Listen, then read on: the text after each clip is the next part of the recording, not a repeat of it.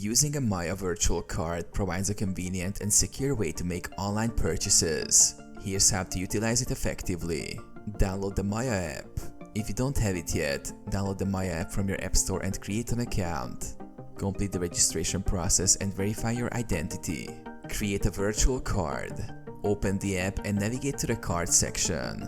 Select the option to create a new virtual card. This will generate a card number, expiration date and CVV. Fund your card.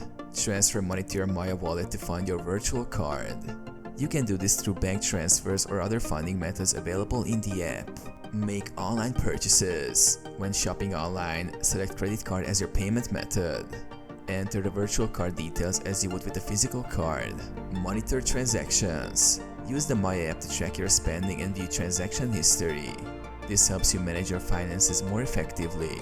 Security features. Enjoy added security features like card locking and instant notifications for transactions, enhancing your online shopping experience.